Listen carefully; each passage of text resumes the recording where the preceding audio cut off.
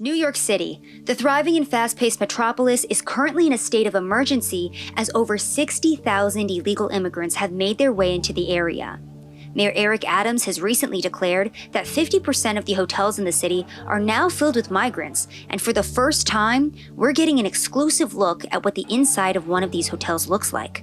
We sat down with whistleblower Carlos Arellano, who worked inside the Row NYC for the past 7 months. This hotel, located 1 block from Times Square, previously rented rooms for $500 a night. Carlos shares it is now the largest migrant hotel in New York City. So in the hotel, we have close to 5,000 migrants. It hovers between 4,800 to 5,000. It's the biggest hotel out there that's housing migrants. They housed 5,000 people together in 28 floors. You have the NYC badge, so you're a city employee, correct? Yes, I was a side administrator at the Row Hotel. Anything involving this hotel, I was helping run it. One of the first stops migrants make when they are bussed in is the Port Authority bus station. It's at this station that they are first dropped off, assigned a hotel, and sent to locations such as the Row NYC. So when a migrant comes to the hotel, what does the process look like? They're taken to our intake center, which is they just register their names, how many kids, and they give them rooms. With our medical team is where they determine if they need certain vaccinations, which are usually turned down by the migrants. They don't want them. But a lot of the times they will have some kind of sickness to them, and that's when they're Ubered out to hospitals that work with the migrant hotels. Everything ranging from doctor's visits to medication is paid for the migrants. I believe we have a document where car seats can also be provided for the migrants as well, correct? Yes, car seats, cribs for newborns. There's, I want to say, at least 2 to 3 babies a week being born at this hotel. On top of free medical care and transportation, Carlos also shares that the migrants receive laundry services, housekeeping, and 3 meals a day alongside their hotel rooms. Anything you can possibly think of, it's being given to them. Around 200 through 300 Metro cards a day are given for free. ID services, ID NYC, they have IDs from the city of New York. And what can they do with those IDs? Well, a lot of people in this hotel are working with that ID.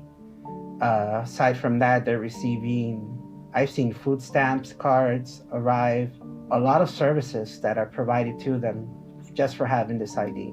And then my other question for you too is, how much does it cost per day to feed these migrants? So in our hotel, it's $383 for 5,000 people, and that's just for 1 day worth of meals. In January of this year, it was reported that Mayor Eric Adams signed a $275 million contract that would fund the migrants staying in hotels across the city for the next 6 months, a budget of around $55,000 per migrant. However, the city is running out of hotel rooms, with Adams stating that some hotels don't want to shelter migrants. Carlos provided us with an inside look at the Row NYC that may give us some insight as to why. The migrants being in those hotels have destroyed them. There's a lot of alcohol in these rooms. Housekeeping is there all week, and they'll clean it, and by the end of the night, there's kids getting drunk together. There's people hooking up with each other. I even have seen reports of certain managers who are using this to get intimate with people. It seems like the hotel is one big party. There's multiple guns in these rooms as well. The alarming thing is that this hotel is meant to be a family hotel. One situation that I'll never forget was I was on my lunch break and I was at Walgreens, and while I was in line, I saw one of the migrants sticking alcohol into their children's backpack. And they stick them in the children's backpack because they know we wouldn't dare to check a child's backpack. They do this kind of stuff all the time, whether it be drugs, whether it be alcohol, whether it be a gun. They stick it in the strollers, under the baby. During just our short time investigating the location outside of the hotel, we ourselves witnessed a migrant so drunk he could barely stand. But alcohol isn't the only issue at the Row NYC. Carlos shared incident reports and internal text messages detailing gunmen on the premises, children getting drunk, and migrants stealing from local businesses surrounding the hotel. You were actually showing me some text messages between a social worker about a drunk 10-year-old in this hotel. Can you talk to us about what happened there? Yeah, it was a drunk 10-year-old who was caught with a 14 and a 12-year-old, and all three of them were intoxicated. And when we looked them up in the system, the parents had checked out 2 days ago. So their parents just left them there? Yeah, the parents will leave the kids unattended in the hotel, and they think it's okay to leave for a day or two, sometimes even a week. And you actually did provide us with a couple of incident reports. Let's go ahead and go over some of them, specifically the incident report where you have gunmen walking around the hotel. Talk to me about that situation. We heard a security guard start yelling, there's a gun on site, there's a gun on site. It was probably an upset person that we had kicked out of the hotel, and it sent the whole hotel into a panic. And this is an everyday thing. I myself have been assaulted. I've seen other people get assaulted. I've had threats saying, we'll be waiting for you guys outside. There's been times where staff has had to be, escorted to their cars, to their trains. Because the migrants are threatening them. Yeah. And why is that happening? Because they want to get away with doing whatever the hell they want to do inside the hotels. There's one incident. It was my very first week working in this hotel, and it was a husband who was beating up his wife. It was my job and others' jobs to separate them. The brother of the husband shows up and starts telling the wife, why would you report him? Now they're going to kick him out of the hotel and deport him out of the country, which didn't happen. And then the brother rushes in and hits the wife on the face as well. And as the hotel staff, what were you guys able to do with these two? The solution always is, they're intoxicated, send them to the hospital to sober up, and then they come right back into the hotel.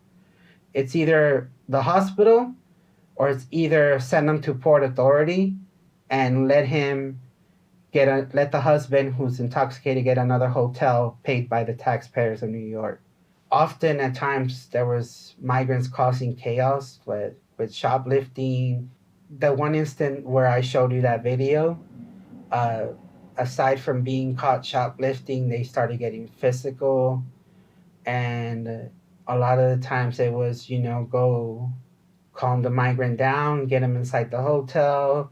We also spoke to the manager of the store right next to Row, who shared how the migrants have been affecting businesses in the area. So there was previously tourists staying in this hotel, and now it's migrants, so you're not having the same amount of business coming through this area? No, same. It is totally down, less than 50% the down. So I'm not against, I told you I'm not against them, but I don't like to our business area. Take them another area, be side of city or another place, not the middle of the city. We are facing, but where the business, not only my store, all area business is down for this one. Only this area, 8th Avenue, 3, 4 area, their business. You can ask any people, they'll say no, business is down here.